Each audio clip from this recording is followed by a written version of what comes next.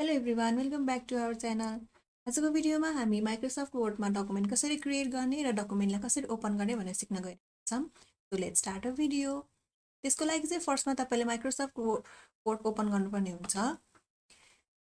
So यताबाट चाहिँ तपाईले डकुमेन्ट बनाउन सक्नुहुन्छ। डकुमेन्ट भनेको के हो भन्दाखेरि चाहिँ जति पनि हामीले फाइल्सहरु बनाउँछ माइक्रोसफ्ट वर्डमा त्यो चाहिँ सबै हाम्रो डकुमेन्ट हो। सो डकुमेन्ट चाहिँ तपाईले ब्ल्याङ्क डकुमेन्टको थ्रुबाट पनि बनाउन सक्नुहुन्छ, टेम्प्लेट्सको थ्रुबाट पनि बनाउन सक्नुहुन्छ।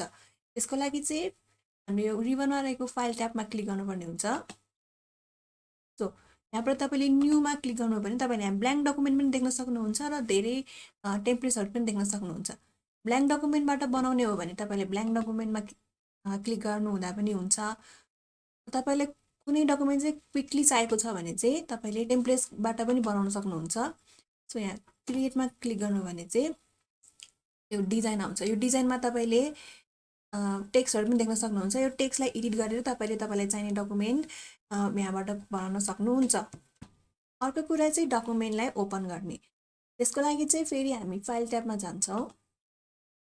सो फाइल ट्याबमा तपाईले यहाँ ओपन भनेर देख्न सक्नुहुन्छ। ओपनमा क्लिक गर्नु भने तपाईले यहाँ OneDrive देख्न सक्नुहुन्छ र पीसी देख्न सक्नुहुन्छ। यदि तपाईले OneDriveमा सेभ गर्नु भएको थियो भने OneDriveमा क्लिक गर्नु होला। दिस पीसी अनि ब्राउजरमा क्लिक गर्नुभयो भने तपाईले यहाँ डकुमेन्ट्स कहाँ सेभ गर्नु भएको हो त्यहाँ सिलेक्ट गरेर तपाईले आफ्नो डकुमेन्ट ओपन गर्न सक्नुहुन्छ। यसरी ओपन गर्न सक्नुहुन्छ। अर्को छ डकुमेन्ट पिन गर्ने। डकुमेन्ट पिन गर्ने भने चाहिँ के भन्दाखेरि अब जस्तै तपाईले कुनै पनि डकुमेन्ट चाहिँ फ्रिक्वेन्टली एडिट गर्नुपर्ने छ हैन। अब त्यसलाई पछि खोजेर बस्दा त धेरै टाइम वेस्ट हुन्छ। त्यसको लागि चाहिँ तपाईले डकुमेन्ट पिन गर्न सक्नुहुन्छ। त्यसको लागि चाहिँ फेरि फाइल ट्याबमा गएर ओपनमा क्लिक गर्नु भने तपाईले यहाँ डकुमेन्ट देख्न सक्नुहुन्छ। यो डकुमेन्टको साइडमा तपाईले पिन देख्न सक्नुहुन्छ। त्यो पिनमा तपाईले क्लिक गर्नु भने त्यो डकुमेन्ट चाहिँ यसरी माथि जान्छ। त्यो पिनलाई हटाउनु भयो भने चाहिँ फेरि त्यो पहिलाकै पोजिसनमा जान्छ। अर्को छ कम्प्याटिबिलिटी मोड। कम्प्याटिबिलिटी मोड भनेको चाहिँ कस्तो भन्दाखेरि अब जस्तै तपाईले कुनै डकुमेन्ट चाहिँ माइक्रोसफ्ट वर्डको ओल्ड भर्जनमा बनाउनु भएको थियो र अब त्यो डकुमेन्टले चाहिँ तपाईले यो न्यूएस्ट भर्जनको माइक्रोसफ्ट वर्डमा चाहिँ एडिट गर्नुपर्ने छ। अब त्यसलाई कसरी गर्ने भन्दाखेरि त्यो डकुमेन्टलाई पहिला तपाईले कन्भर्ट गर्नुपर्ने हुन्छ। त्यसको लागि चाहिँ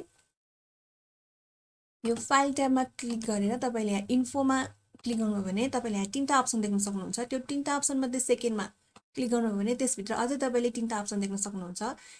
त्यो तीनटा अप्सन मध्ये तपाईले लास्टमा चेक कम्प्याटिबिलिटी भनेर देख्न सक्नुहुन्छ। त्यसमा क्लिक गर्नुभयो भने तपाईको स्क्रिनमा एउटा डायलग बक्स आउँछ। यो डायलग बक्समा चाहिँ के लेखेको हुन्छ भन्दाखेरि यो तपाईको डकुमेन्ट चाहिँ अब यो न्यूएस्ट भर्जनको माइक्रोसफ्ट वर्डमा कन्भर्ट हुन गइरहेको छ भनेको हुन्छ। त्यसमा तपाईले ओकेमा क्लिक गर्नुभयो भने चाहिँ त्यो डकुमेन्ट चाहिँ अहिलेको न्यूएस्ट भर्जनको माइक्रोसफ्ट वर्डमा कन्भर्ट हुन्छ। सो आजको भिडियोमा यति नै। नेक्स्ट भिडियोमा अझै हामी नयाँ कुरा सिक्ने छौं। Thank you.